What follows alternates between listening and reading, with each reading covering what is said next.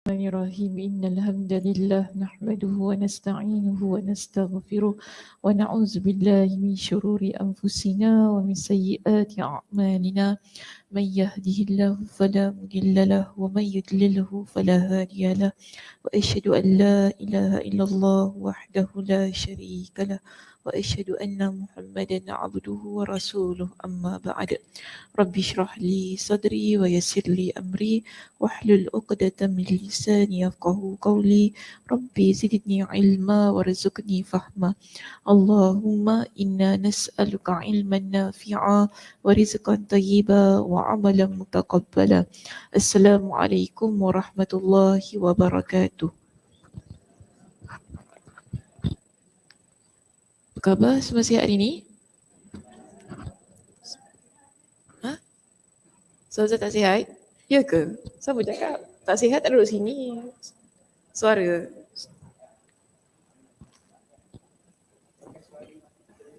Ya?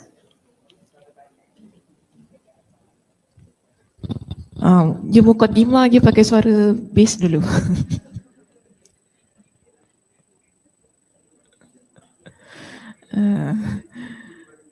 Nanti dia guna suara.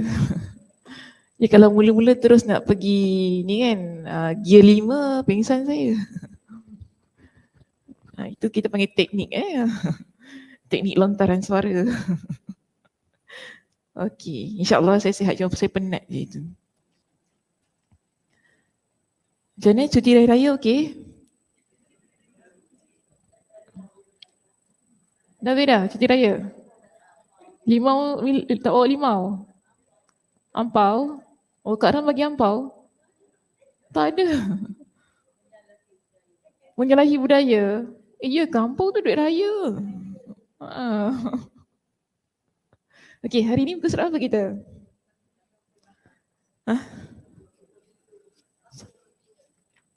138. Bab 23 terkejut saya. Jangan.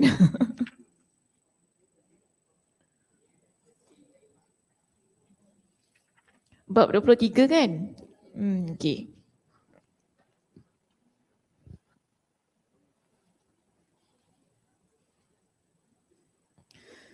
Baik, bab yang ke-23, keringat orang yang junub dan bahawa seorang Muslim tidak najis. Babu araqil junubi wa annal muslima la yanjusu.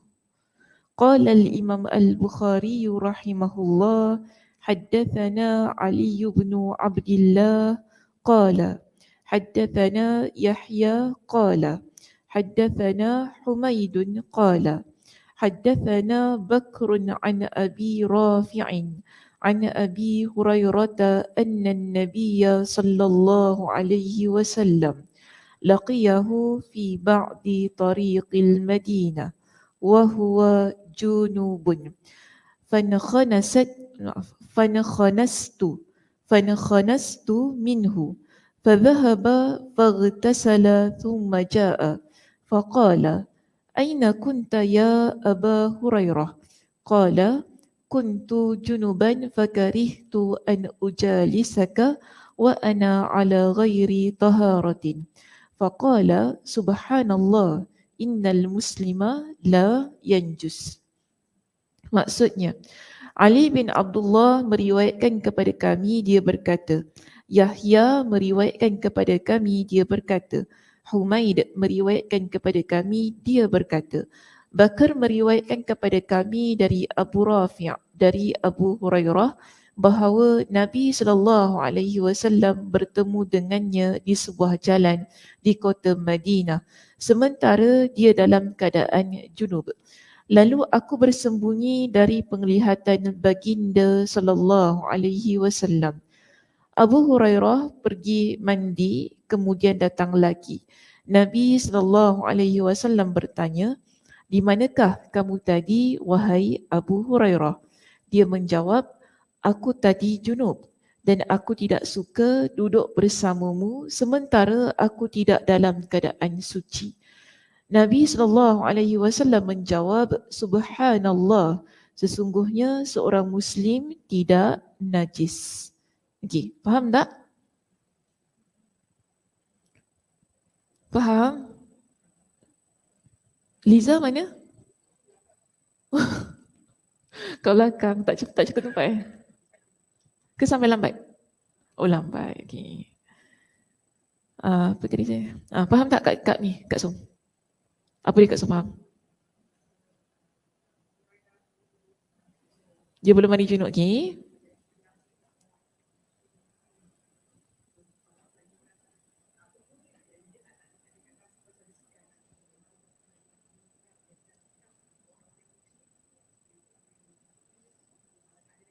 Tak najis.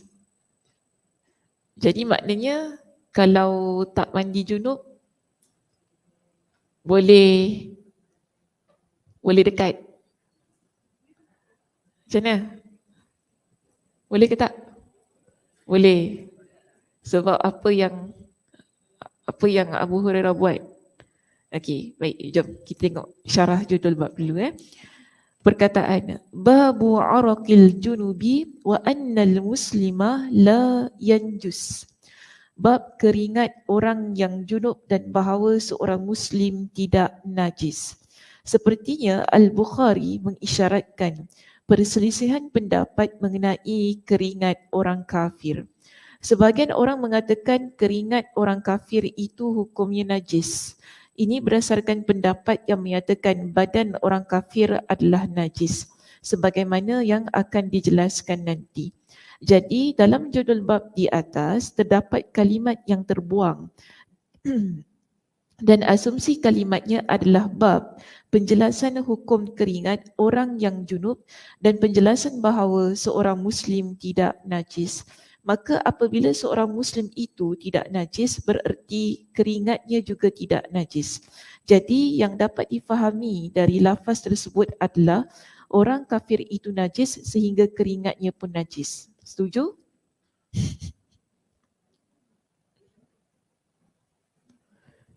Orang kafir najis.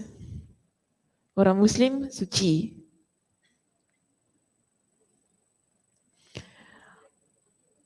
Orang muslim bila dia suci maknanya peluhnya suci. Orang kafir bila dia najis peluhnya najis. Dah tu kalau salam anti kat depan nyonya tu macam mana? Semalam saya sebelum pergi ceramah, saya keluar pintu, anti tu, hello. Thank you, thank you, happy new year. Saya salam, saya peluk dia. Macam mana?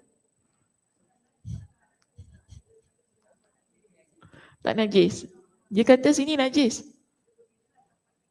Dia berbeza pendapat. Oh, pendapat lain belum go through lagi. Oh, macam gitu. Apa dia? Najis bab akidah? Tak, najis bukan bab akidah. Najis bab fiqah. Jadi macam mana? Saya nak kena ambil wuduk ke? Batal wuduk sebab dia najis ataupun nak kena bersihkan tangan pakai hand sanitizer. Okey, tak apa. Kita lihat begini Itu cuma umum saja umum dulu. Sabar dulu. Jangan tiba-tiba kena ban kuliah ni. Okey, itu umum saja. Nanti kita bincang dengan lebih lanjut. Baik, syarah hadis. Perkataan haddatsana Yahya meriwayatkan kepada kami, dia adalah Yahya bin Sa'id Al-Qattan. Humaid di sini adalah Humaid At-Tawil. Sedangkan Bakar adalah Bakar bin Abdullah Al-Muzani. Adapun Abu Rafi' yang dimaksudkan adalah Abu Rafi' As-Sa'ir. Okey? As-Sa'ir. Ghain ni belakang tu. Seorang yang berasal dari Madinah namun bermukim di Basrah. Dan perawi-perawi lainnya dalam sanad ini juga berasal dari Basrah. Jadi Abu Rafi' ini dia lahir di Madinah namun dia tinggal dekat Basrah. Menjadikan seluruh riwayatnya adalah riwayat perawi yang tinggal yang berasal dari Basrah.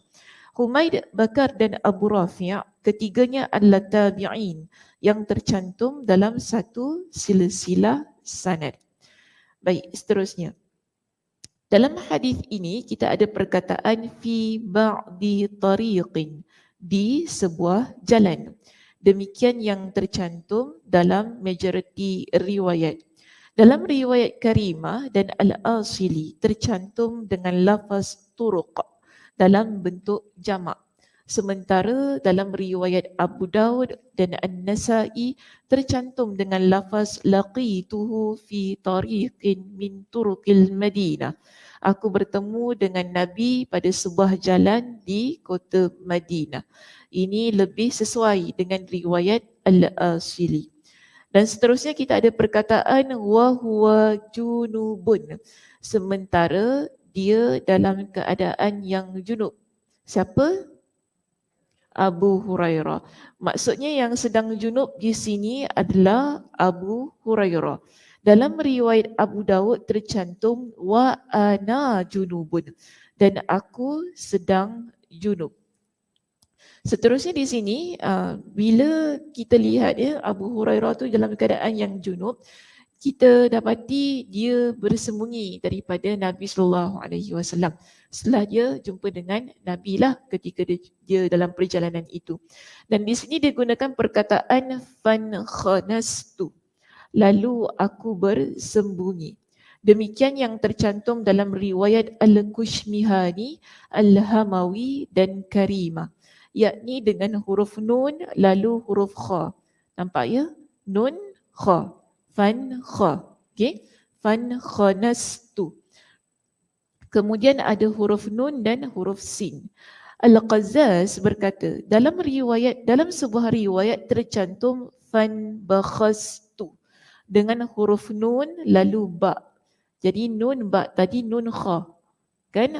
Ini kita bincang tentang perbezaan lafaz-lafaz yang terdapat dalam riwayat yang lain. Jadi dalam bab 23 kita di sini, dia fan khanastu kan?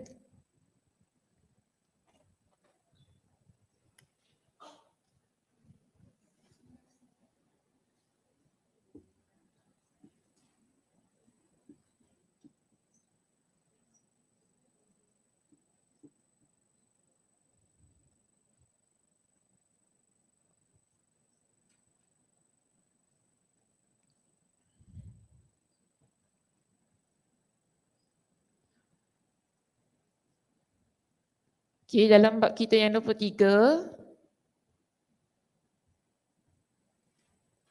penggunaan lafaznya ialah fan khanastu.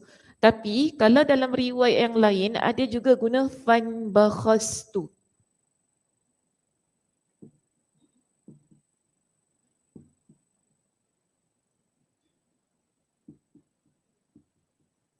Nun kha, nun ba. Tapi belakangnya pun lain juga. Yang saya rasa sama di situ hanya yang belakang ni. Sin tak. Okey? Fan khanastu, fan bakhastu. Jadi dia kata dengan huruf nun lalu ba, kemudian kha dan sin. Dia berkata lafaz tersebut sama sekali tidak sesuai. Yang benar adalah fan khanastu. Jadi dalam pendapat ini kata ini adalah lafaz yang lebih sesuai. Fan bakhastu tak sesuai dia kata. Kemudian dia kata lagi, mana tadi? Sebagaimana disebutkan dalam hadis di atas. Dia berkata maknanya adalah aku menjauh dari beliau dengan bersembunyi. Jadi maksud fan khanastu di sini ialah aku menjauh dari Nabi sallallahu alaihi wasallam dengan keadaan yang mana bersembunyi. Oleh kerana itulah syaitan disebut al-khannas. Tengok khanasa. Ini perkataan asalnya. Jadi al-khannas dalam surah apa? Ingat tak?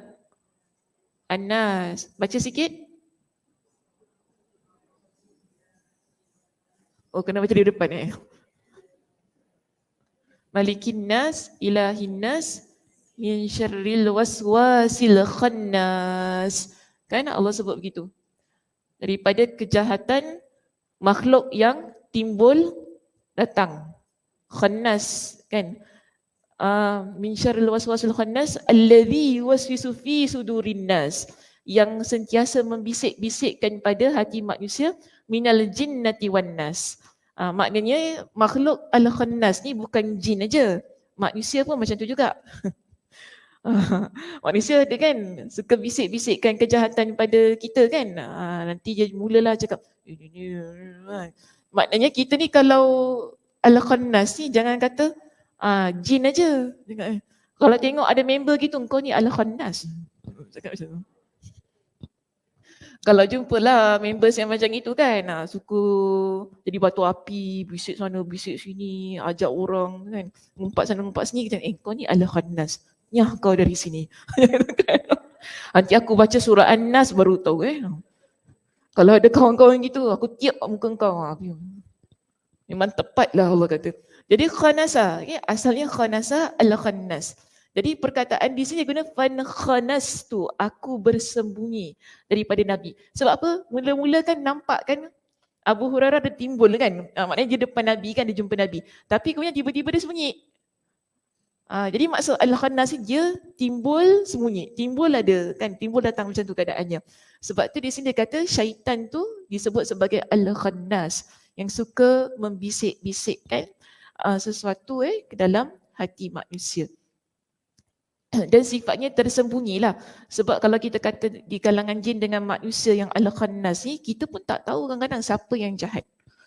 Kan ada orang bermuka-muka kan, depan kita dia baik kan, tapi nanti belakang kita macam-macam dia cakap pasal kita.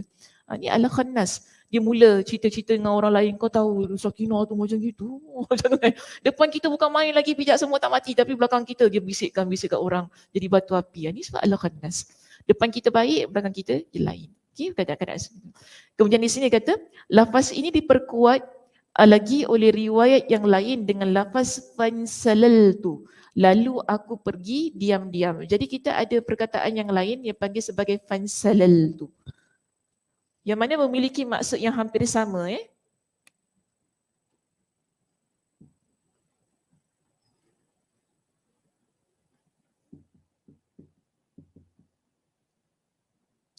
Yang ini pun dia sembunyi, tapi maknanya dia datang, kemudian bila niat pergi tu senyap, orang lain tak tahulah. Mana cari mana Kak Ram tiba-tiba hilang. Macam tu kan. Cari tak ada. Tengah mengajar tengok, mana? Sebab apa dia keluar senyap? Tadi saya nampak dia. Tiba-tiba tak ada. Maknanya Kak Ram kata fansalal tu. Macam itu kan. Maknanya dia keluar dalam keadaan yang bersembunyi, orang semua tak tahu, orang member sebelah pun tak tahu. Ini orang ke bukan? Baik. Orang sebelah pun tak tahu. Tiba-tiba hilang. Maknanya pergi dalam keadaan yang diam-diam. Baik, di sini Ibn Battal berkata, dalam kisah ini tercantum juga lafaz fanbakhastu, maksudnya seperti yang telah disebutkan tadi. So ini pendapat Ibn Battal, tadi kita bincangkan pendapat Al-Qazzaz. Ini pendapat Ibn Battal, dia kata dalam kisah ini tercantum juga dengan lafaz fanbakhastu. Maksudnya yang telah disebutkan tadi, iaitu dia kata apa? Aku menjauh dari baginda dengan bersembunyi. Dia melanjutkan dalam riwayat Ibn Sakan, lafaz ini dibaca dengan huruf jim, in bajastu. Lagi satu pula. Okay.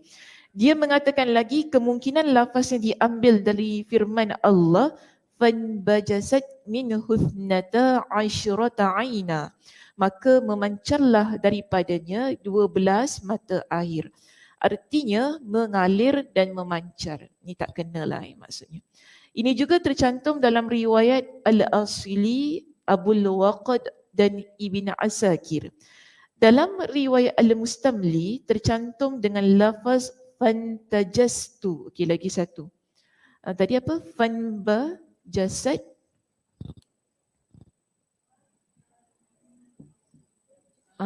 Fan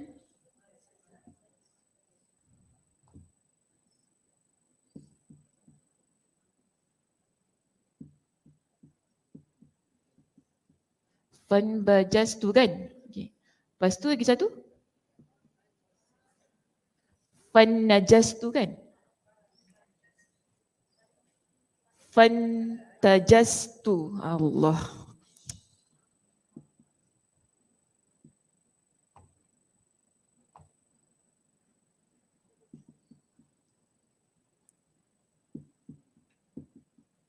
Semua maksud beza-beza ya. Kalau fantajastu ni maksudnya aku dalam keadaan najis. Okay. Fantajastu. Dia kata aku meyakini diriku sedang dalam keadaan najis.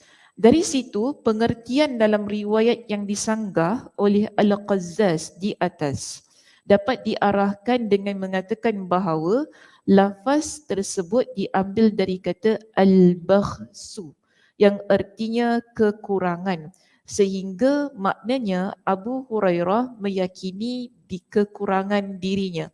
Ini yang nombor 2 tu tadi. Fanbakhastu. Okey, fanbakhastu di atas dia tak terjemahkan tau kalau ingat balik. Di atas ini dia cuma letakkan je perkataannya fanbakhastu. Namun di mana penjelasannya dekat bawah ini. Okey, yang dia kata lafaz tersebut dia ambil dari kata al-bakhsu yang artinya ada kekurangan. Sehingga maknanya Abu Hurairah meyakini kekurangan dirinya untuk duduk bersama Rasulullah sallallahu alaihi wasallam kerana sedang junub. Dalam riwayat At-Tirmidzi tercantum lafaz yang mirip dengan riwayat Ibn Sakkan. Dia mengatakan makna lafaz in bakhastu minhu alla tanahaitu min anhu, lalu menjauh darinya. Menurut saya tidak ada lafaz yang sahih melalui jalur riwayat lain selain dari apa yang telah disebutkan di atas, dan lafaz yang paling tepat menurutku adalah yang pertama. Yang mana? Yang pertama, fankhanastu. Baru kemudian lafaz ini iaitu fanbakhastu. Semua fan ni. Fankhanastu, dia kata ini yang paling tepat, diikuti dengan fanbakhastu. Fanbakhastu tadi maksudnya apa? Allah. Baru baca tadi, meyakini ada kekurangan diri. Tu kan, meyakini ada kekurangan dirinya untuk duduk bersama dengan Rasulullah. Ataupun tadi kata tanahaitu anhu, aku menjauh, menjauh dari Nabi sallallahu alaihi wasallam. Fansalaltu tadi maknanya apa? Kak Ram?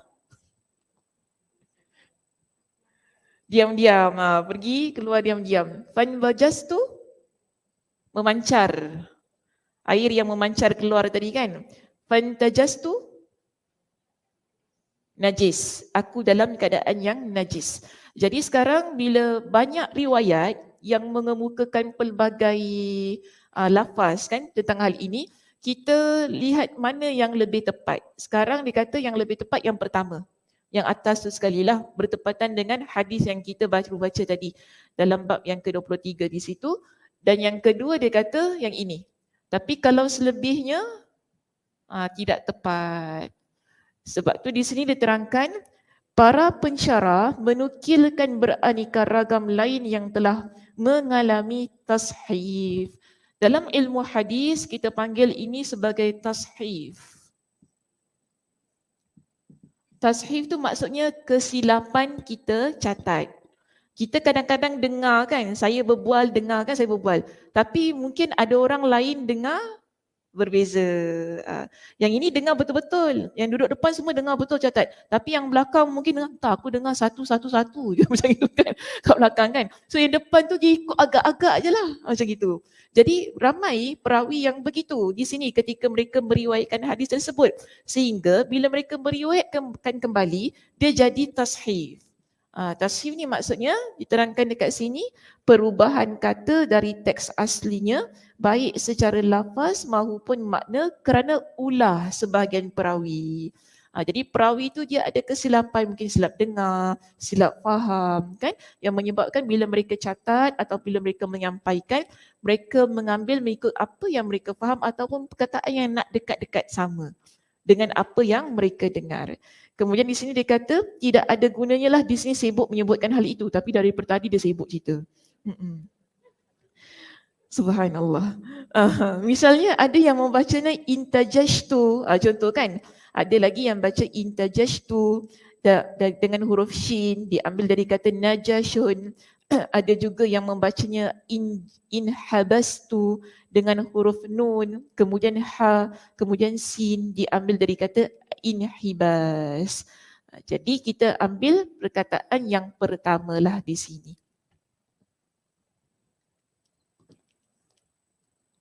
Tashif ni hati-hati ya, dia boleh buat hadis tu jadi daif. Okey?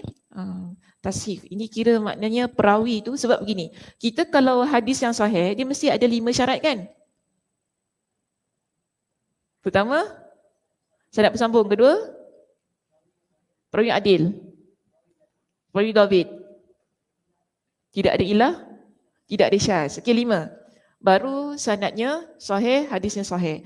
Tapi sekarang, kalau perawi ini dia ada tashif. Tashif maksudnya dia tak dhabit. Dhabit tu maksudnya dia kalau dengar sebiji-sebiji dia catat ataupun sebiji-sebiji dia sampaikan. Tapi kalau perawi ada tashif bermakna dia ada kesilapan daripada sudut penyampaian dan catatan. Jadi perawi gini kita tak panggil dia sebagai perawi yang dhabit. Dhabit ni maknanya bila dia catat tu dia catat dengan betul, tepat. Okey? Perawi dhabit.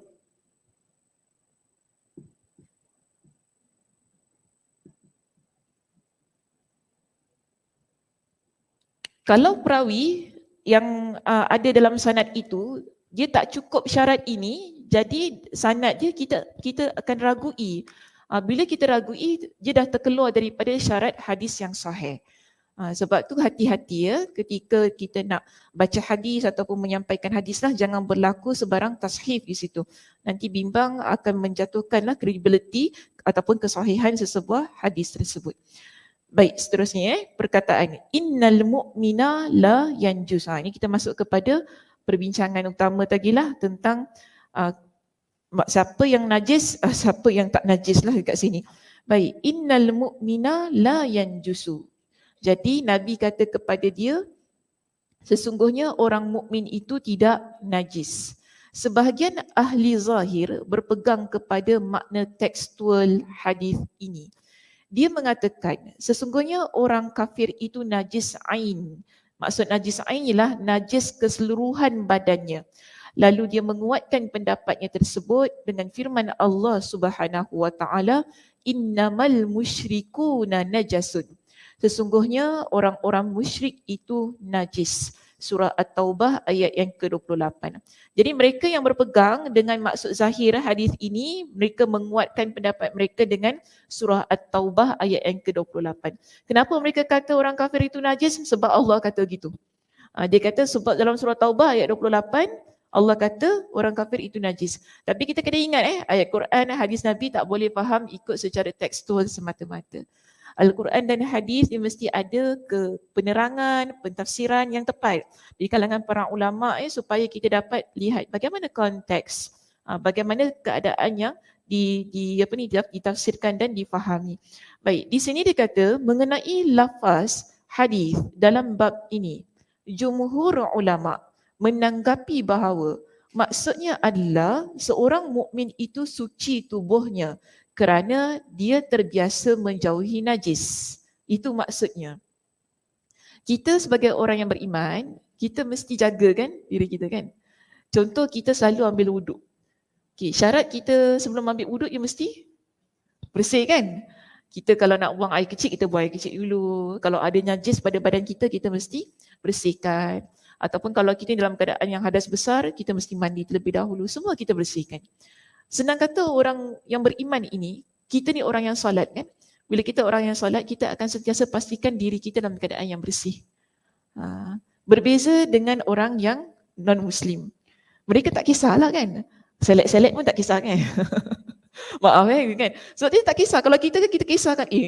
Kita kalau gitu kita dah risau dah. Ni macam mana takut terkena baju sebab nanti nak solat. Kita risau begitu. Sebab di sini di kalangan para ulama jumhur. Jumhur maknanya majority. Majoriti ulama kata bila kita nak faham tentang hadis ini ataupun ayat yang surah At-Taubah ayat 28 tu, dia kata seorang mukmin itu suci tubuhnya kerana memang dia dah terbiasa bersih daripada najis. Berbeza dengan orang musyrik yang tidak menjaga dirinya dari najis. Tak jaga diri dari najis maknanya dia tak berapa nak kisah sangat.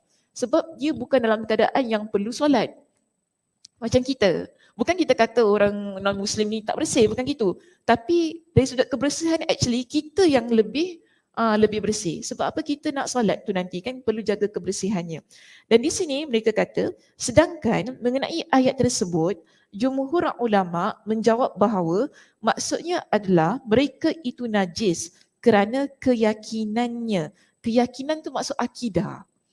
Akidahnya, bila kita kata gini lah, kalau kita buat perkara yang syirik, bermakna akidah kita kotor, akidah kita rosak, begitu kan?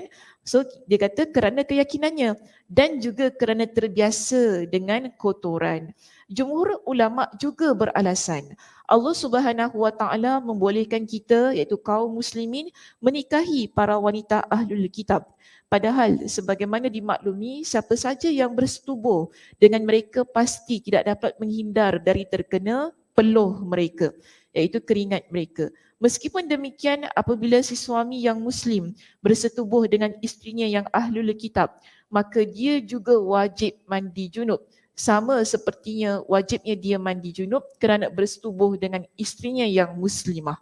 Hal itu menunjukkan manusia yang masih hidup bukan najis ain. Sebab tidak ada perbezaan antara lelaki dan wanita dalam masalah ini. Itu je side track sikit lah tentang hal ini. Tapi yang penting kita ambil beginilah.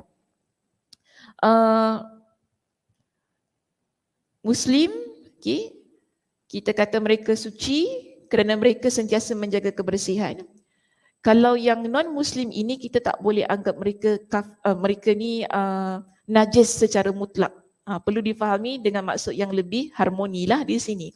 Iaitu najisnya kerana ialah mereka itu orang yang kurang kita kata. Kurang menjaga kebersihan. Dari sudut istinja lah senang cakap itu kan. Ketika mereka buang air kecil dan sebagainya. Mungkin kurang diperhatikan kerana mereka bukanlah orang yang ada syarat nak solat perlu bersih. Begitu. Kita faham sedemikian. Namun taklah kita kata mereka itu najis sampai kita tak boleh pegang. Sampai tak boleh untuk bersalaman. Okey, sampai tak boleh untuk berpelukan. Ni untuk sesama wanita jangan tiba-tiba pula. Salah faham, Ustazah kata bukan tak boleh bersalaman, we can shake hands. Bukan gitu maksudnya. Maknanya di sini sesama ni lah wanita dengan wanita. Maknanya wanita muslimah dengan wanita yang non-muslim, okay, boleh untuk bersalaman. Tak kata, najis, apa tak boleh duduk sebelah je nanti kotor. Bukan gitu maknanya. So di sini yang kita faham ialah kotor ataupun najis ialah kerana mereka itu kurang memperhatikan daripada sudut istinjaknya, kerana mereka tu tak ambil wuduk, kerana mereka tak mandi hadas, itu maksudnya. Bukan kerana mereka najis, peluh mereka najis sampaikanlah kita tak boleh pegang dan kita perlu cuci ketika kita tersentuh mereka. Inilah kefahaman yang betul ya tentang hadis ini dan juga ayat 28 surah At-Taubah itu tadi. Baik. Di sini dia kata, terkait dengan hal ini Al-Qurtubi melontarkan sebuah pendapat yang aneh dalam syarah Muslim pada kitab Al-Janaiz. Kitab Al-Janaiz ni kitab jenazah. Dia menisbahkan pendapat yang mengatakan orang kafir itu najis ain kepada Imam Asy-Syafi'i.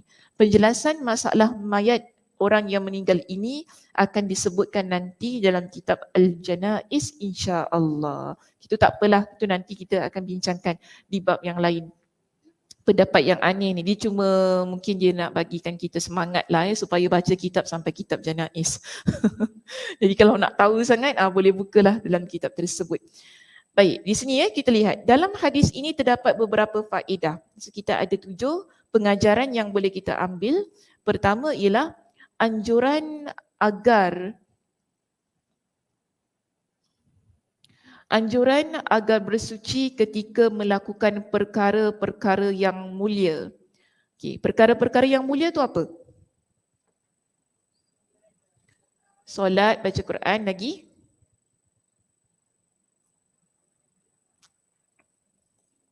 Solat baca Quran je mulia, yang lain tak mulia. Tawaf sunat. Itu memang kena ada wuduk. Itu memang kena ada wuduk. Tapi ni maksudnya mungkin ada amalan-amalan lain yang actually tak perlukan kepada wuduk. Namun kita rasa kerana benda tu perkara yang baik, kita nak mulakan ia dalam keadaan yang suci dan bersih. Belajar, kita boleh ambil belajar, kita nak masuk masjid, kan? Ataupun apa lagi? Ya? Selawat, boleh. Maknanya benda-benda yang kita tidak ada dalil yang kata wajib, mesti ada wuduk. Tapi bila kita nak buat, kerana kita menganggap ia adalah satu perbuatan yang mulia, yang suci, maka kita pastikan diri kita dalam keadaan yang suci. So itu tidak ada kesalahan. Cuma jangan kita kata, kalau masuk masjid mesti ada wuduk. Tak boleh kata gitu. Kalau kata gitu salah. Okay? Cuma itu adalah pendapat yang kata hanya dianjurkan sahaja. Ataupun tadi, kalau nak berselawat mesti ada wuduk. Nak berdoa mesti ada wuduk. Kalau kata gitu salah. Cuma di sini ia adalah anjuran, kalau kita nak buat perkara-perkara yang baik, kita buat ia dalam keadaan yang suci, bersih dan berwuduk. Okay, so itu yang pertama. Yang kedua, anjuran untuk menghormati orang-orang mulia dan menghargai serta mendampingi mereka dengan penampilan yang sesempurna mungkin. Jadi di sini kita kata mengapa Abu Hurairah menghindar dari Rasulullah sallallahu alaihi wasallam? Kerana biasanya apabila bertemu dengan salah seorang sahabat, baginda akan mengusap dan mendoakannya. Demikian yang diriwayatkan oleh Imam An-Nasa'i dan Ibn Hibban dari hadis Huzaifah. Kerana itulah manakala Abu Hurairah mengira bahawa orang yang junub menyentuhnya seperti orang yang junub itu najis kerana hadas, maka dia pun bimbang Rasulullah SAW menyentuhnya seperti kebiasaan baginda. Maka dia pun cepat-cepat mandi, sementara yang disanggah oleh Rasulullah SAW adalah ucapannya, sesungguhnya aku tidak dalam keadaan suci. Nabi SAW membalasnya dengan bersabda, Subhanallah. Ini merupakan ucapan takjub terhadap keyakinan Abu Hurairah yang merasa dirinya najis kerana dalam kondisi junub. Seakan-akan dengan ungkapan takjub itu, Nabi SAW ingin menyatakan mengapa perkara yang sudah jelas ini masih samar bagi Abu Hurairah. Jadi takjub tu maksudnya Nabi hairan. Kenapa pula dia kata diri dia najis gitu kan, sedangkan dia tu tak dalam keadaan najis, masih lagi boleh keluar daripada rumah walaupun belum lagi mandi hadas kan, masih lagi dalam keadaan yang boleh disentuh, masih dipeganglah oleh orang lain, boleh bersalaman, boleh berjumpa. Di sini sebab tu Nabi kata subhanallah. Kenapa berfikiran sedemikian? Sebagai satu keadaan yang menunjukkan Nabi sangat pelik. Seharusnya Abu Hurairah ni dia fahamlah sebab dia banyak kan bersama dengan Nabi SAW. Dan di sini juga kita dapati bahawa dia kata ini merupakan satu bentuk anjuran bila kita ni nak berjumpa dengan orang yang mulia, orang yang kita hargai dan mendampingi mereka dengan penampilan yang sesempurna mungkin. Senang katalah kalau kita nak apply pada konteks ini adab kita dengan guru dalam majlis ilmu. Jadi kita ni bila nak datang majlis ilmu, jumpa dengan guru kan, kita pastikan kita dalam keadaan yang bersih. Pakaian kita, pakaian yang baik, pakaian yang tak kotor kan, kerana menghormatilah majlis itu dan guru yang mengajar. Sebab kita kalau datang dalam keadaan yang mungkin tak bersih kan, ini akan menyebabkan orang lain terganggu. Mungkin datang bau ketiak contoh kan. Cakap terus terang saya memang cakap terus terang. Datangnya bau ketiak kan, duduk depan sampai belakang bau. Ustazah kat depan pun macam mana nak mengajar. Lemah je, aduh. Nak tahan gini tak boleh. Nanti orang tak faham dia cakap kan. Orang belakang boleh lagi ni esok. Orang belakang boleh lah anu-anu hidung dia kan. Kita ni tak boleh. So dia mengganggu keadaan kan. Ataupun kita makan something lah. Yang bila kita makan tu kan, makan apa petai. Makan sambal udang petai tadi kan. Makan banyak lah tu. Bila dia makan tu dia cakap tu. Alamak itu. Atau kata guru jugalah, guru pun kena jaga juga kan. Sebab tu saya kalau dah pergi pagi tu, kalau saya dah pakai satu baju, petang tu kalau ada majlis saya takkan pakai baju tu. Saya pastikan saya balik rumah saya akan tukar. Memang kata, bukan saya kata bau, tapi kita risau kan. Kita mungkin bagi diri kita tak ada apa-apa. Orang yang dekat pada kita mungkin baju tu dah berbau, berpeluh ke apa kan, kita pun jadi tak selesa. So kita kena pastikan kita dalam keadaan yang bersih. Tak kira sama ada pelajar ataupun guru. Supaya kita semua yang duduk dalam majlis itu rasa tidak terganggu, selesa, dapat fokus. Kalau tak, fokusnya pada yang lain. Itu kalau solat susah tau. Itu kalau solat kan, aduh kenapalah aku solat sebelah ni. Sepanjang solat je biasa menyesalnya begitu. Kenapalah aku solat sebelah ni, ya Allah itu. Kadang maaf saya cakap kadang macam kita kalau dalam solat pun kita baca kan, something kita baca macam kita baca tak kuat tapi dalam hati kan ada hembusan kan daripada mulut kita kan, berbau juga tau kalau kita ni tak bersihkan mulut kita. Jadi kita cakap kenapa lah ya Allah, sakit kepala, sakit hati tu dah lain. Sakit hati tu dah lain juga kan. Sakit hati lah aku solat sebelah ni. Dia jadi macam kita punya khusyuk tu kan. Dia dah ni tahu, dia dah terganggu tahu. Cakap, kenapa aku solat sebelah ni ya Allah. Cepatlah cepat. Jadi begitu. So di sini kita nampak ini merupakan kerisauan yang ada pada Abu Hurairah. Kan mungkin dia rasa macam dia bukan semata-mata rasa dirinya dalam keadaan najis, tapi rasa kebersihan tu tadi. Nak jumpa dengan orang yang mulia ni, Nabi lagi kan, nak jumpa Nabi SAW yang mana kebiasaannya Nabi ni dia akan pegang para sahabat yang bertemu dengan dia, berpelukan, mendoakan, mengusap. So Abu Hurairah bimbang, kalau dia ni dalam keadaan yang berbau, dalam keadaan yang najis tu kan, nanti dia akan mengganggulah majlis dan juga Nabi SAW yang memegang dia. So itulah kita kena jagalah adab-adab ni ketika kita datang ke dalam majlis ilmu. Baik, seterusnya di sini. Yang ketiga, anjuran agar tabi'. Tabi' ni maksudnya pengikut. Tabi' meminta izin kepada matbu'. Matbu' iaitu pemimpin. Apabila hendak memisahkan diri dari majlisnya. Dasarnya adalah perkataan Nabi SAW. Di manakah kamu tadi? Jadi Abu Hurairah, mula-mula Nabi jumpa dia. Bila Nabi dah jumpa dia, kemudian tiba-tiba Abu Hurairah hilang. Abu Hurairah pun datang balik kan lepas tu kan. Lepas dia mandi datang balik. Jadi bila datang balik ni Nabi tanya dia, ke mana kamu tadi? Tiba-tiba hilang tu kan. Jadi ini mengisyaratkan bahawa semestinya Abu Hurairah tadi dia tidak memisahkan diri dari Rasulullah SAW sebelum memberitahukan iaitu meminta izin kepada baginda. Ini juga adab. Okey, kita dengan guru, kita dalam majlis ilmu. Bila kita dah masuk satu majlis, tapi kalau kecil gini bolehlah, kalau majlis yang ramai-ramai jangan pula tiba-tiba angkat tangan minta izin nak keluar, itu mengganggu. Maknanya kita dalam satu majlis yang kecil dan memang guru akan nampak setiap orang dalam tempat itu dan dia akan perasan siapa yang datang di dalam kuliah tersebut. Lagi-lagilah kalau kita duduk depan. Jadi bila kita nak memisahkan diri kita daripada tempat tersebut ataupun keluar dari tempat itu, menjadi adabnya lah kita beritahu kepada guru. Mungkin kita ada emergency, kita nak keluar, kita kata dengan Ustazah maaf saya minta izin, saya ada hal, saya perlu keluar. Jangan main bangun terus keluar. Ini adab yang ditunjukkanlah dalam hadis ini.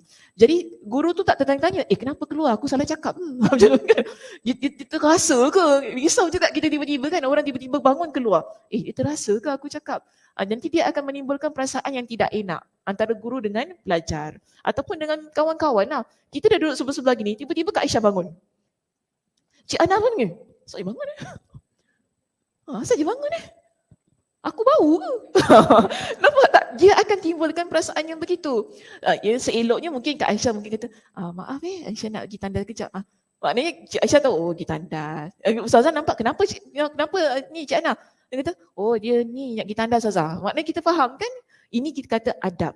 Ketika kita duduk dalam majlis ataupun mungkin kita duduk 5 orang tengah-tengah makan ke apa kan. Kadang-kadang yelah kita tak semestinya dalam majlis ilmu. Tapi kita duduk dalam satu grup kecil tengah makan ataupun datang rumah orang. Kalau tengah duduk tu jangan tiba-tiba bangun. Dia akan mendatangkan satu perasaan yang orang terkejut. Asal ni? Bayangkan orang semua tengah ketawa, tiba-tiba satu member bangun keluar. Keluar rumah tak pakai kasut. Keluar rumah.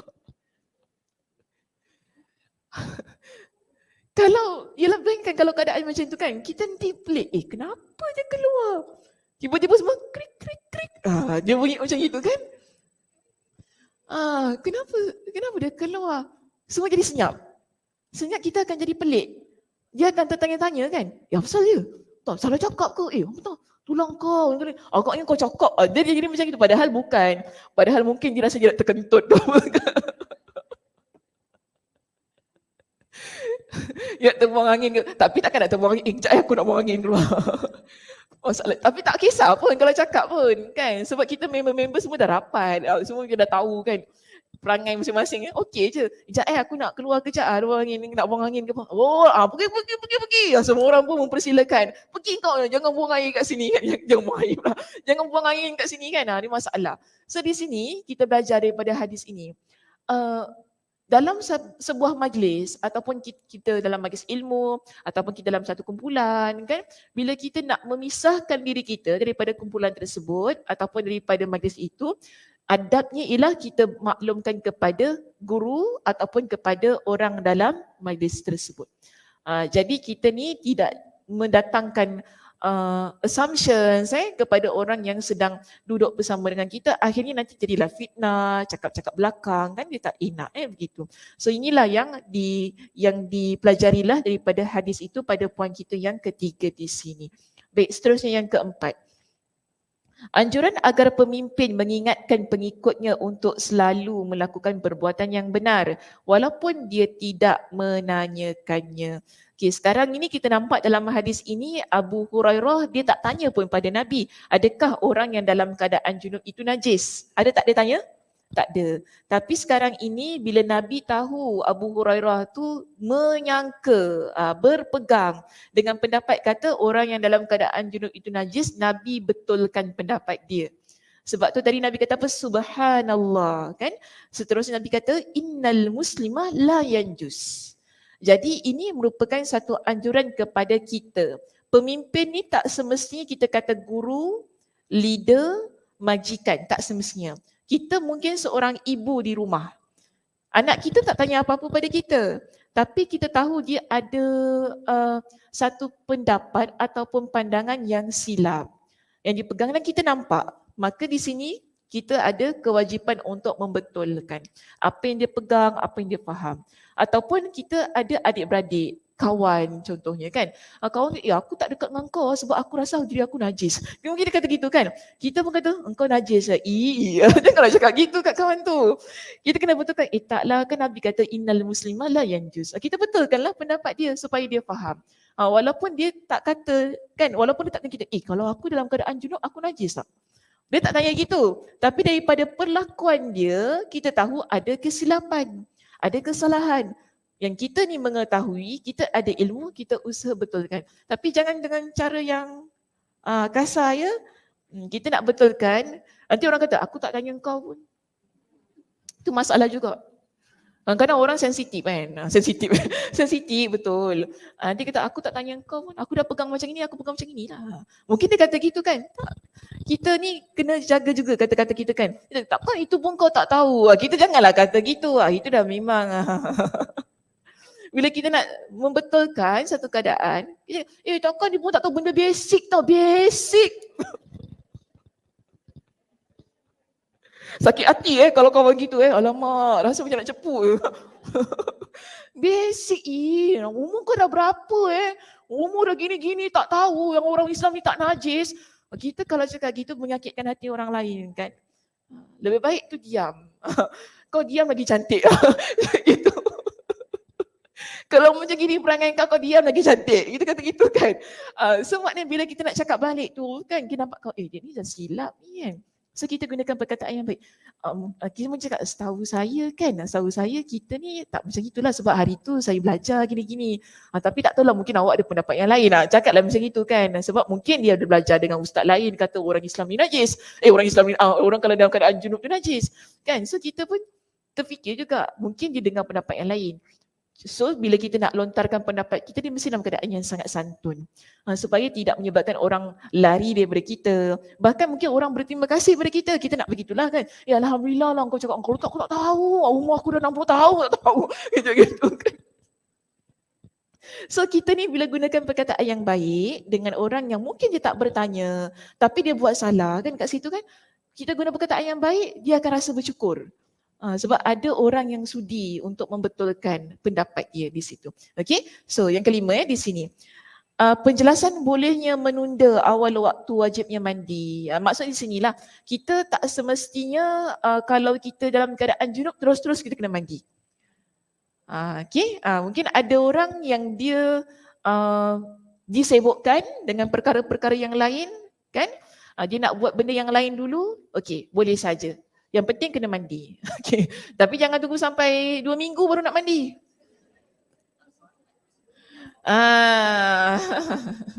Itu masalahnya. Kan? Kalau gitu dah lain cerita. Kena bertaubat kepada Allah Subhanahu Wa Taala. Okey? Maksudnya sini ialah kita nak kata dalam keadaan junub tak semestinya terus-terus kena mandi. Bukan begitu. Mungkin ada perkara kita nak buat benda lain, kita nak kemas katil, kita nak tukar cadar, contoh begitu kan. Ataupun kita nak basuh baju kita dulu, barulah kita nak mandi wajib. Gitu keadaannya. Ini maksudnya. Okey? Baik, yang keenam. Hadis ini dijadikan Al-Bukhari dalil sucinya keringat orang yang junub. Maknanya di sini, kalau kita dalam keadaan junub, kita belum lagi mandi hadas. Kemudian kita berpeluh, kita tak kata peluh kita najis. Ya. Tadi saya dah baca tadi. Yang bawah tu saya tinggalkan. Tak baca. Okey, nombor 6 di situ. Hadis ini jadikan dalil Al-Bukhari dalil sucinya keringat orang yang junub, okey, sebab seluruh badannya tidak najis kerana junub, apalagi hanya sesuatu yang keluar dari badannya iaitu keringatnya. Jadi kita nampak ginilah, kalau kita belum mandi junub, keseluruhan badan kita tak dikata najis, sampaikan Nabi kata tak kisah pun kalau Nabi pegang. Kan, kalau dia dalam keadaan yang junub belum mandi pun, kalau dia duduk dengan Nabi, Nabi kata subhanallah, orang Muslim ini dia tidak najis, tak ada masalah. Maka kalau dia keluar peluh pun, peluh dia kena pada kita, kita tak anggap itu sebagai najis. Jadi di sini keseluruhan tubuh Muslim yang dia dalam keadaan junub, daripada hadis ini menunjukkan kepada kita tidak najis sampailah kepada peluhnya. Sampailah juga kepada air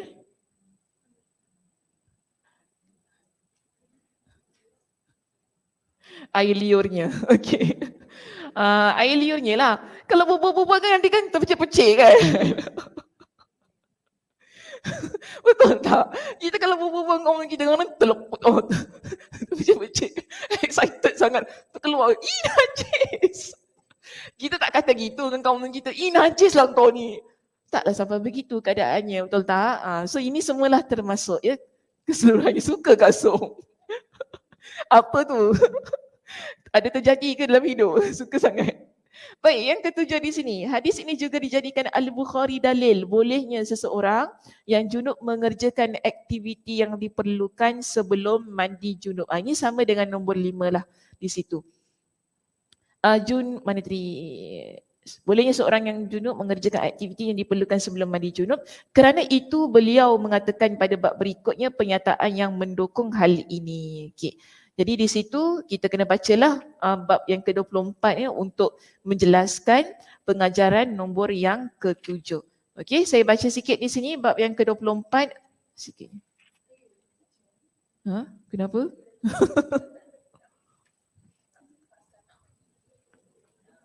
Puasa tak mandi junub tu boleh tak? Macam mana? Macam mana? Macam? Tak faham macam. Oh, pergi pasar tak mandi junub. Boleh ni nak baca ni. Ya.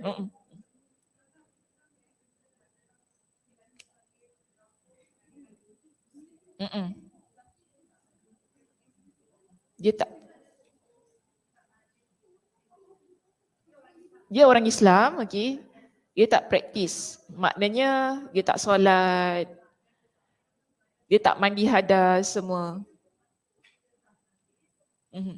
Tak najis, sama macam non-Muslim tadi keadaannya.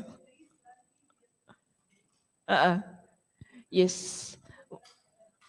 Dalam keadaan apa pun. Najis tu kita fahamilah kerana dia tu mungkinlah dia tak membersihkan apa yang sepatutnya dibersihkan.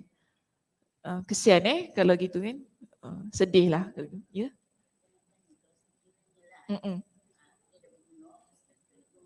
Mm-mm. Mm-mm.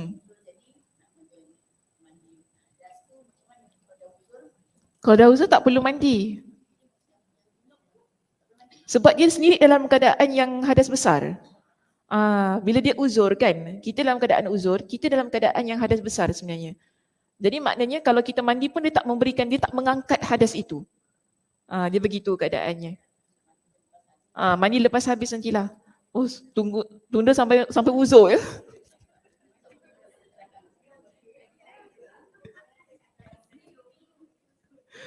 Ini tunggu, taklah ini maknanya kadang-kadang lah kan. Kadang-kadang mungkin hari tu lepas bersama dengan suami ke apa kan, tiba-tiba pagi keluar pula kan. Betul lah ada orang macam tu kan. Tiba pagi-pagi keluar darah pula, uzur datang hit kan. Jadi macam mana? Padahal dia sendiri dalam keadaan hadas besar tu, kalau dia mandi dia tak memberikan apa-apa efek pada benda tu kan. Sebab kita ni mandi, kenapa tujuan kita mandi hadas? Sebab kita nak solat. Kita nak buat perkara-perkara yang memerlukan untuk kita bersih daripada hadas itu. Ataupun baca Quran lah contohnya kan. Jadi kalau kita dalam keadaan haid, boleh tak kita solat? Tak boleh. Boleh tak baca Quran? Boleh tak pegang Quran? Pegang Quran tak boleh. So kita nampak di sini, mandi hadas itu tujuannya ialah untuk mengangkat, membersihkan diri kita supaya kita boleh buat amalan-amalan yang memerlukan hal tersebut. Jadi sekarang kalau kita belum mandi hadas, kemudian kita ni dalam keadaan yang haid, mandi juga, adakah ia memberi kesan tu? Maknanya kalau kita mandi, kita dah boleh solat, kita boleh tu, tak boleh kan? Masih lagi sama kan? Lebih baik tak payah. Sama saja keadaannya. So nak buat macam mana? Bukan kita sengaja kan benda tu kan? Dah memang dia keluar kan? So kita pun tak apalah, nanti lepas habis bersih betul-betul baru kita mandi. Kena mandi 2 kali ke maknanya? Satu mandi untuk junub hari tu, satu mandi. Nak kodok mandi. Ada ke kodok mandi? Saya sengaja dia tanya. Sebab dia terfikir pula tiba-tiba nanti orang tanya juga, apa nak kena mandi 2 kali ke Ustazah? Tak perlulah. Mandi sekali arung. Sekali sebab kita niat pun satunya juga kan, niat hadas tu kan. Sama aja. So maknanya dah lah dua-dua dalam keadaan tu, teruskan saja. Tak perlu untuk 2 kali lah. Okey? Mudah, Islam ni mudah. Jangan kita susah-susahkan ya. Ada soalan lain sebelum kita masuk yang ini? Ya, sila.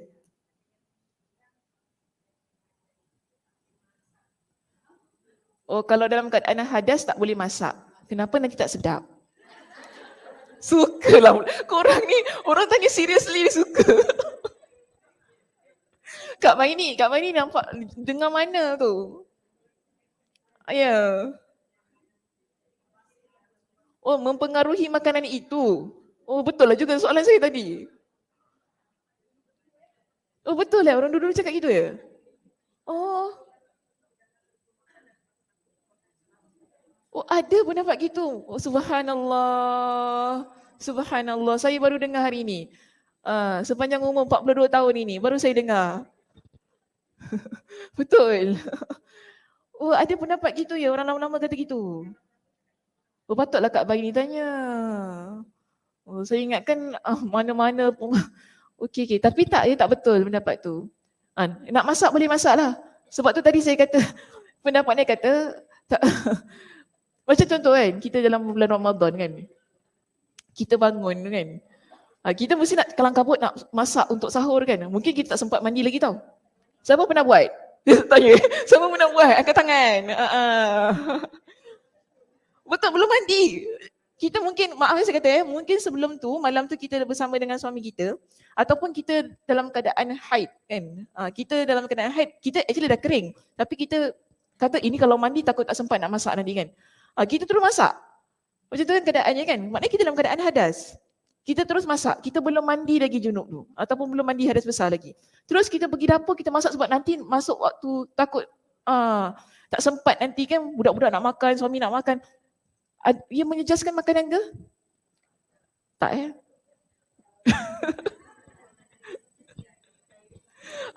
Sebab kita sendiri, maybe kita some of us experience that kan.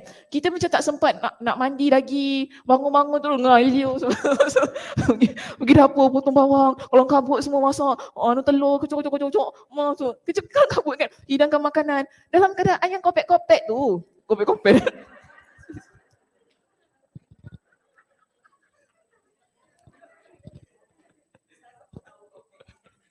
Yelah, maknanya dah tua dah hidup tu. Maknanya tak mandi lagi tu. Masak kan. So kita faham dekat situ kemungkinan ada situasi yang mana kita tak sempat mandi hadas. Kita terus masuk dapur, kita masak. Maknanya boleh kan? Tadi kita baca kan? Maknanya kita boleh tundakan mandi hadas tu, maknanya tak semestinya waktu tu juga kita kena mandi. Sebab kemungkinan tadi kalau kita mandi terlepas masa untuk kita sahur. Kita tak sempat ni kalau mandi, tak sempat masak, nanti budak-budak nak makan, suami aku lah moncong, panjang mulut. Tak sahur. Orang lelaki dia kena makan nasi, saya tahu gitu kan. Dia tak tahan, dia tak macam kita makan roti pun okey. Orang lelaki mesti makan nasi. So tak tahulah, mungkin ada orang lain tak tahu suami tak. Betul, dia kata betul. Betul, dia kena makan nasi. Dia kata, dai kena makan nasi. Dia kata, dia tak makan nasi, dia tak tahan, dia kata. Tak tahulah kan, mungkin dia lain badan kita kan. Kalau saya makan roti pun okey, tapi kalau lelaki tak boleh, kena makan nasi juga. Kalau tak nanti kan lapar. Kat office perut krok. So kalau kita tak masak berat tu, pagi-pagi tu kan, dah moncong, dah muka bertakuk. Kita risau itu sebab kita nak jaga juga perasaan suami, kebajikan dia kan. Dia kata, dah Ramadan tu ikut Ramadan lah, nak ikut tekak pula. Jangan cakap gitu. Ini bakti kita kan untuk suami kan, hikmat kita. So apa-apa dia nak makan, buat je lah. Yang penting dia happy, sudah. So kita jangan cakap banyak lah. So dalam keadaan yang begini, kita risau. Nanti kalau saya mandi hadas ni, mandi dah lama. Sabun ni. Lama kan, dia tak sempat. Kurang-kurang kata 15 minit. 15 minit tu dah Allahu Akbar. Tak sempat sahur. Memang chance bertakuk mulut moncong tu memanglah kita akan hadap sepanjang hari tu kan. So kita pun risau keadaan itu berlaku, kita pun mendahulukan masuk dapur, kita tundakan mandi wajib.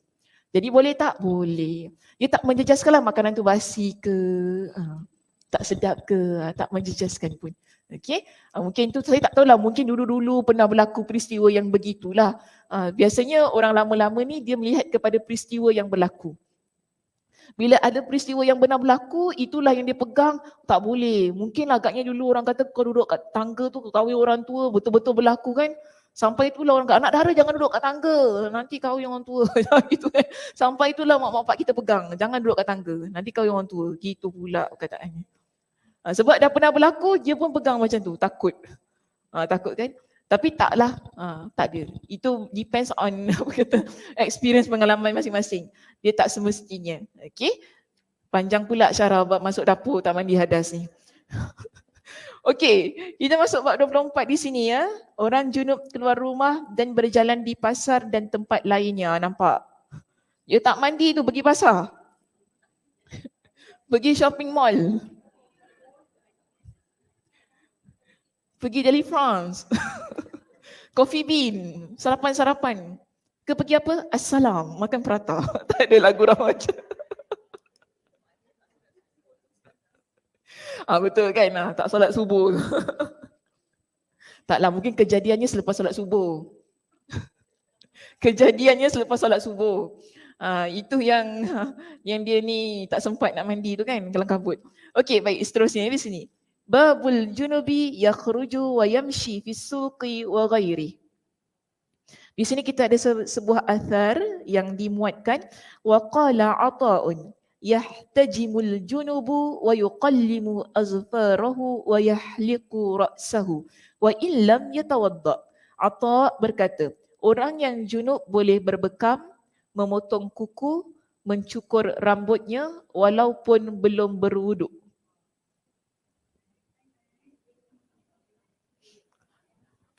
Faham tak? Faham. Apa yang difahami?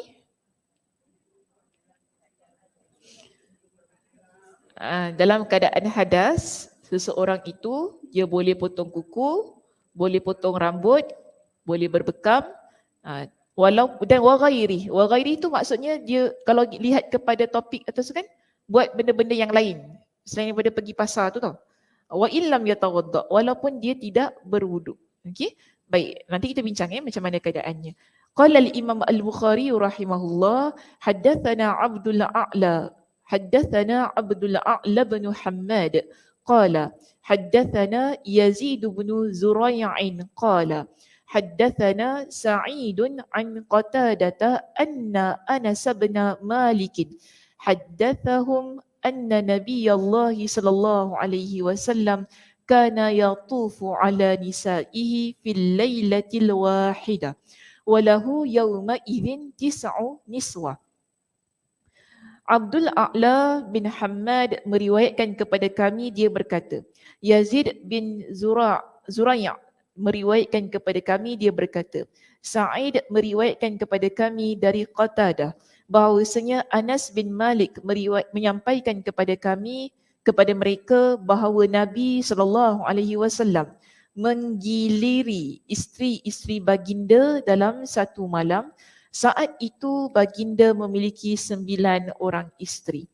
Okey, kita lihat syarah judul bab terlebih dahulu. Perkataan babul junubi yakhruju wa yamshi fis suqi. Bab orang junub keluar rumah dan berjalan di pasar.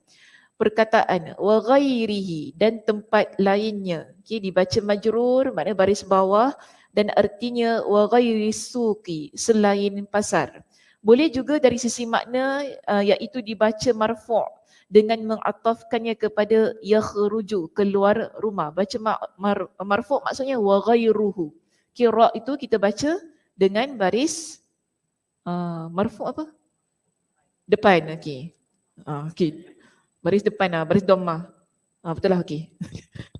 Dia kalau tukar bahasa Melayu dia tak ingat dah apa benda. Perkataan waqala Ata'un, dan Ata' berkata, demikianlah Al-Bukhari meriwayatkannya secara mu'allaq. Hadis mu'allaq maksudnya? Mu'allaq maksudnya? Yang hanya diambil di awal sanad? Terputus dari awal sanad. Okey, sanadnya dibuang. Okey, sanadnya dibuang, kemudian kita anggapnya sebagai sanad yang terputus lah, okey, daripada awalnya. Hadis ini diriwayatkan secara mausul. Mausul dia lawan kepada mu'allaq, iaitu sambung.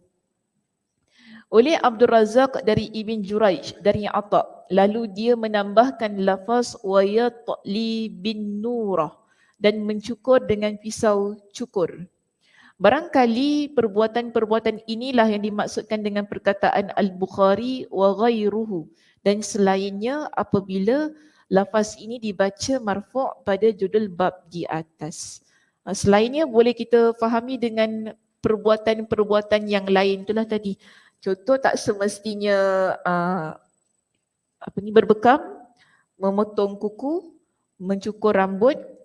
Boleh juga dimaksudkan dengan keluar ke pasar, kalau lihat kepada topik tu kan, keluar ke pasar ataupun pergilah ke tempat-tempat yang lain sebelum dia mandi junub. Okey, syarah hadis di sini, perkataan haddatsana Sa'idun. Sa'id meriwayatkan kepada kami, dia berkata, Sa'id bin Abi Arubah, demikian pula dalam riwayat-riwayat mereka, kecuali riwayat Al-Asili, dia menyatakan Syu'bah. Perkataan anna-nabiyya bahawa Nabi, dalam riwayat Al-Asili dan Karimah tercantum bahawa Nabiullah sallallahu alaihi wasallam. Jadi hadis ini telah dibicarakan sebelumnya, yakni pada hadis nombor 268. Betul tak? Hadis tentang Nabi menggilir suaminya. Isterinya dalam satu malam tu kita pernah baca kan? Bab berapa? Bab yang ke-12. Okay, nanti boleh refer kembali di bab tersebut. Dalam hadis ini telah dibicarakan sebelumnya, yakni pada hadis nombor 268 dalam bab apabila berjima kemudian ingin mengulanginya. Pencantuman hadis tersebut dalam bab ini menguatkan riwayat yang membaca wa ghairihi dan tempat lainnya, iaitu dibaca secara majrur, kerana kamar-kamar isteri Nabi SAW saling berdekatan. Oleh sebab itu, untuk masuk dari satu bilik ke satu bilik yang lain, baginda perlu berjalan kaki. Berdasarkan hal tersebut, korelasi dimuatnya Athar Ata adalah dari sisi kesamaannya. Athar Ata ni yang tadi tu. Wa qala Ata'un yahtajimul junubu, ini kita panggil sebagai Athar Ata. Jadi kita nak lihat apa kaitan antara Athar Ata ini dengan hadis. Okay, yang ada pada nombor 284 di situ. Maka dia kata dari sisi kesamaannya, apa yang sama antara Athar Ata dengan hadis Nabi ini, iaitu sama-sama menjelaskan bolehnya seseorang yang junub melakukan aktiviti lain selain mandi. Maknanya kalau kita lihat dalam hadis ini, bila Nabi SAW menggilir isteri baginda kan, adakah Nabi terus mandi daripada isteri pertama sampai ke isteri yang nombor 9 pada malam itu? Nabi tak mandi. Nabi keluar daripada bilik tersebut, Nabi pergi kepada isteri yang kedua, kemudian setelah itu sama juga Nabi pergi kepada isteri yang ketiga dan seterusnya dalam satu malam. Kita nampak daripada satu isteri ke satu isteri di situ, Nabi tidak terus mandi. Jadi ini yang menjadi dalil bahawa bila seseorang dia nak mengulangi jima', okay, tak perlu mandi wajib. Kalau dia nak ulang untuk kali yang kedua, walaupun dengan isteri yang berbeza, sebagaimana yang dilakukan oleh Nabi SAW. Itu kita dah bincangkan dengan panjang lebar ya dalam bab yang ke-12. Nanti kalau sesiapa yang terlepas boleh refer kembali pada bab itu untuk memahamilah cara perbincangan yang telah dimuatkan. Okey, seterusnya ya. Dalam masalah ini, Atta' berbeza pendapat dengan para ulama lainnya. Seperti yang diriwayatkan oleh Ibn Abi Shaybah dari Al-Hasan Al-Basri dan lainnya. Mereka mengatakan orang yang seperti itu dianjurkan agar berwuduk terlebih dahulu. Sebab dalam Athar Atta' itu dia kata kita yang dalam keadaan junub boleh buat perkara-perkara yang lain. Dia kata boleh potong kuku, boleh berbekam kan, boleh keluar pergi pasar, semua itu walaupun belum berwuduk. Walam yatawadda, walaupun belum berwuduk. Maknanya di sini pendapat tersebut berbeza dengan pendapat Ibn Abi Shaybah. Okay, yang mana dia kata dianjurkan agar berwuduk terlebih dahulu. Tapi kalau kita ambil pendapat Atta' tadi, dia kata apa? Tak berwuduk pun okey saja. Sebab ingat tak yang kita bincangkan pada bab yang ke-12? Tentang wuduk tu dia ada ni kan? Ada perbincangan lain kan? Ada ulama kata mustahab, ada kata wajib, ada kata macam mana? Kak Isha ingat tak Isha? Makruh. Betul. Siapa ingat? Cik Zai ingat tak Cik Zai? Oh, semua buka balik mana? Bab 12. Jauhnya lah bab 12. Sekarang bab 24 doh. Itu bab 24 je tanya bab 12. Mana aku ingat? Orang exam tahun lepas pun tak ingat Ustazah. Buka balik lah tengok. Macam tu kan? Kalau kat situ ada wajib, ada kata mustahab, ada kata tidak mustahab. Tentang jima', tentang berwuduk antara dua jima'. Kan dia kata gitu kan. So sekarang di sini kalau lihat kepada pendapat Atta' kata tak perlu. Dia kata tak perlu. Tapi kalau lihat kepada pendapat Ibn Abi Shaybah yang diambil daripada Hasan Al-Basri, dia kata dianjurkan terlebih dahulu berwuduk sebelum kita buat perkara-perkara yang lain. Maknanya kalau tak mandi junub dulu tak ada masalah. Tapi dianjurkan berwuduk terlebih dahulu. Ini pendapat yang lain lah, pendapat yang kedua. Okay? Dan dia kata dan hadis Anas di atas menguatkan pendapat yang dipilih oleh Atta'. Tetapi hadis yang kita baca, yang hadis Anas tu kan, yang tentang Nabi menggilir isteri-isterinya dalam satu malam tu, yang ada 9 tu kan, tak pun menyatakan bahawa Nabi berwuduk. Bermakna ianya menguatkan pendapat Atta' yang ia kata apa? Walam yatawadda. Walaupun dia tak berwuduk lagi. Maknanya dia masih lagi boleh buat aktiviti yang lain kerana Nabi buat sedemikian. Jadi pendapat Atha rasanya lebih kuat kerana ianya dikuatkan dengan hadis dan perbuatan Nabi sallallahu alaihi wasallam. So dia kata, dan hadis Anas di atas menguatkan pendapat yang dipilih oleh Atha kerana di dalamnya tidak disebutkan bahawa Nabi sallallahu alaihi wasallam berwuduk. Ini seakan-akan Al-Bukhari mencantumkannya sebagai dalil yang menguatkan pendapat Atha, bukan menjadikannya sebagai dalil, iaitu sebagai hujah lah untuk topik ini. Okey. Seterusnya kita baca hadis nombor 285 di sini sebagai perbincangan kita yang terakhir. Sebenarnya sama saja. Tak apalah, ambillah sebagai berkat ni baca hadis Nabi. Okay. Qala al-Imam Al-Bukhari rahimahullah haddathana Ayyash qala haddathana Abdul A'la qala haddathana Humaidun an Bakrin an Abi Rafi'in an Abi Hurairah qala laqiyani Rasulullah sallallahu alaihi wasallam wa ana junubun fa akhadha biyadi famashaitu ma'ahu hatta qa'ada fansalaltu fa'ataitu ar-rahla faghtasaltu thumma ji'tu wa huwa qa'idun faqala aina kunta ya Abahir faqultu lahu faqala subhanallah ya Abahirrin innal mu'mina la yanjus.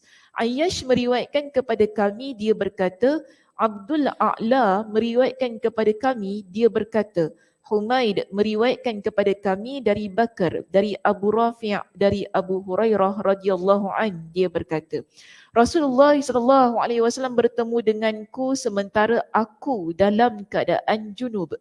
Baginda memegang tanganku. Jadi dalam hadis ni tunjukkan Nabi pegang tangan dia. Kalau tadi dalam bab 23 tak ada kan. Dia cuma cakap dia jumpa dengan Nabi kat tepi jalan Madinah tu kan. Tapi sekarang dalam hadis ini dia cerita Nabi pegang tangan dia. Yang mana dia dalam keadaan yang junub. Famasyaitu ma'ahu. Sampailah dia pun cerita, aku pun berjalan bersama dengan Nabi. Hatta qa'ada. Hingga ketika itu Nabi pun duduk. Kemudian dalam keadaan duduk tu dia pelan-pelan dia dia tinggalkan Nabi. Yang maknanya Nabi tak perasan lah. Tiba-tiba hilang budak ni. Kan? Tadi kat tepi tiba-tiba hilang budak tu kan. Dia kata, hingga ketika beliau duduk aku pun pergi diam-diam. Dia guna perkataan apa? Fansalal tu tadi. Yang nombor 3 tu kan. Yang tadi saya saya bahan kat dalam tadi kan. Yang pulang-pulang je pergi kan. Fansalal tu. Fa'ataitu rahla. Kemudian aku pun pulang ke rumah, dia kata. Aku pun segera mandi, iaitu mandi wajib tadi, kemudian menemui baginda semula. Thumma ji'tu wa huwa qa'idun.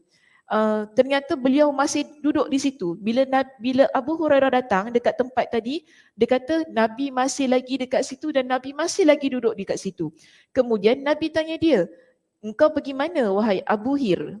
Ini nama gelarannya lah, apa kucing tu Abu Hurairah, Abu Hir. Jadi dia kata, dia pun beritahu kepada Nabi yang dia pergi balik rumah, dia mandi, junub. Inilah yang Nabi kata, Subhanallahi ya Abahirin. Innal mu'mina la yanjus. Subhanallah, wahai Abu Hir. Sesungguhnya seorang mukmin itu tidak najis. Untuk menunjukkan sekali lagi, tak perlu untuk dia sebenarnya kelang kabut balik untuk dia mandi dan kemudian baru datang kembali. Baik, di sini kita ada perkataan di situ syarah hadis. Tak payahlah. tak perlu. Dia cuma terangkan tentang sanad. Okay. Fansalal tu pun tadi kita dah baca kan? Di bab kita yang ke-23. Okey. 25. Tak payah minggu depan. Kena baca? Tak payah minggu depan. Jadi macam mana nak simpulkan perbincangan pagi ini? Ada sesiapa boleh berikan kesimpulan? Siapa nak berikan kesimpulan? Liza, silakan. Dia duduk kat tengah tau. Orang belakang dengar, orang depan pun boleh dengar suara. Kesimpulannya apa? Boleh ikut dalam buku ke tak? Itu baca buku balik tu. Apa yang Liza faham? Kesimpulannya tak najis. Apa yang tak najis? Tak, kesimpulannya macam ini. Dia nak kena kita juga yang cakap. Kesimpulannya, kita ni orang Muslim, kalau kita dalam keadaan junub, kita tidak dianggap najis. Hinggalah pada peluh yang mengalir pada diri kita. Kita belum mandi lagi, adakah kita ni dalam keadaan najis? Tidak. Okey, peluh kita najis? Tidak. Kemudian diterangkan juga tentang adakah orang kafir itu najis? Kerana ada yang berpegang kepada zahir hadis ini sehingga mereka kata orang kafir itu najis. Kita faham tadi kenapa? Najisnya sebab dia kurang menjaga kebersihan tu tadi, kerana tidak mandi hadas, kerana tak beristinja sebagaimana kita. Tapi kita tak katalah sebab dia najis tak boleh pegang, peluh dia najis dan sebagainya, bukan begitu. Ini kita panggil sebagai perumpamaan lah bahasa yang perlu difahami dengan penjelasan-penjelasan yang lain. Okey, lepas tu pergi pasar boleh dalam keadaan junub?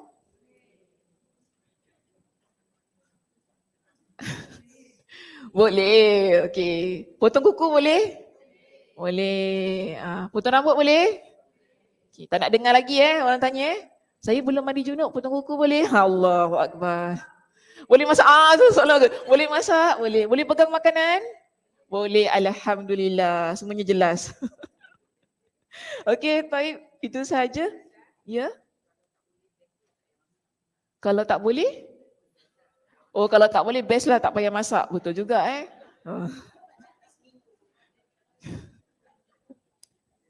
Janganlah gitu. Itu maknanya tak ya.